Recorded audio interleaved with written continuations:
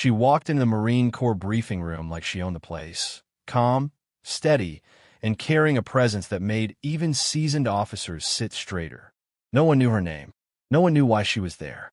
But when the USMC captain casually asked for her call sign, expecting a laugh, her answer froze the entire room and flipped the power dynamic in a heartbeat. From which part of the country are you watching from? Drop it in the comments. I'd love to know. USMC Captain Andrew Callahan had seen his share of unusual mornings, but nothing prepared him for the woman who stepped into the Camp Pendleton briefing room moments before his operational update. She wasn't in uniform. She wasn't on any roster. She wore a plain navy jacket, jeans, and boots dusted with road grit, but she held herself like someone who'd spent a lifetime in command. Marines noticed. Hell, everyone noticed. But she said nothing, simply took a seat at the back as though she belonged there. Captain Callahan exchanged looks with his staff sergeant. "Who cleared her in?" he whispered. "No one," the sergeant muttered. But the gate said she flashed some kind of high-level access card. "Higher than mine." Callahan raised a brow. "Higher than a sergeant's?" That wasn't normal. Still, he walked to her after finishing the briefing notes. If there was one thing Marines hated, it was mystery guests. She looked up when he approached, calm, unreadable, a hint of a scar at the edge of her jaw. Something cold flickered in her eyes, not dangerous, but experienced. The kind of look people earn the hard way. "Ma'am," Callahan said with a half-smile, hoping to break the tension, "did you get lost on the way to the visitor center? Or are you here for our daily entertainment?" A faint smirk tugged at her mouth. "Something like that." He laughed. "Do you have a call sign, at least?" "Everyone who hangs around Marines has one. We can come up with one for you. Maybe Wanderer, maybe Mystery Lady." The Marines nearby chuckled. Nothing rude, just friendly ribbing. She didn't laugh. Instead, she leaned back, crossed her arms, and said in a voice that carried through the room, "Sticky 6. The room went still. Every Marine froze, including Callahan. Because that wasn't a joke. Sticky 6 was a classified call sign, one rumored inside Marine Recon and certain SOCOM circles.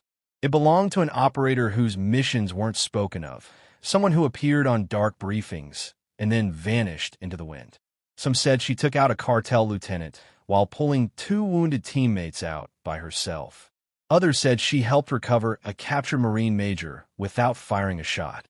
Every story was different, but one fact stayed the same. Sticky 6 wasn't to be messed with. Callahan swallowed. "Hard.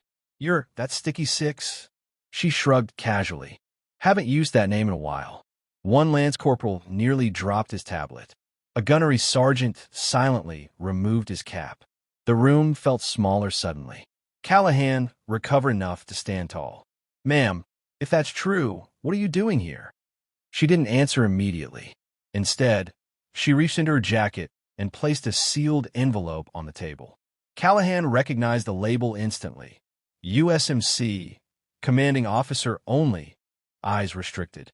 "I'm here," she said quietly, "because someone on your team triggered a red code during last week's exercise. A code only used by special operations units. A code that should never appear during routine reconnaissance drills."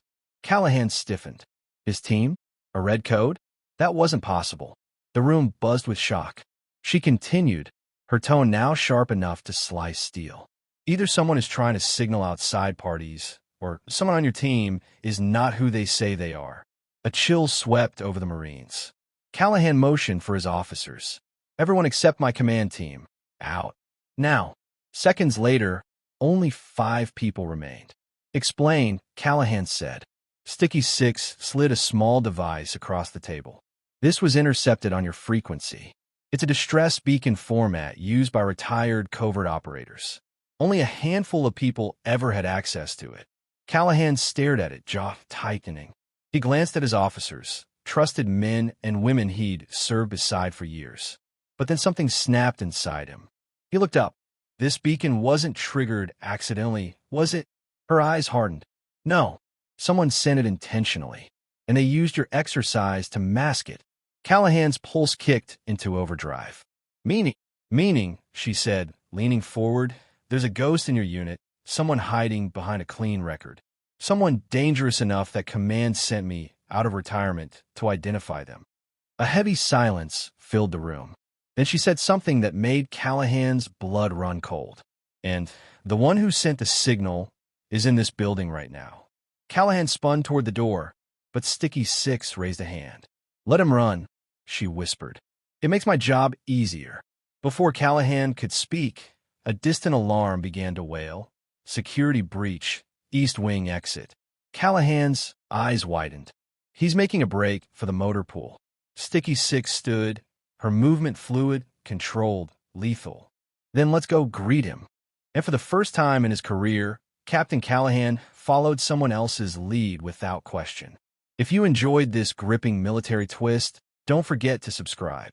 It helps more than you know, and you'll never miss another intense story like this.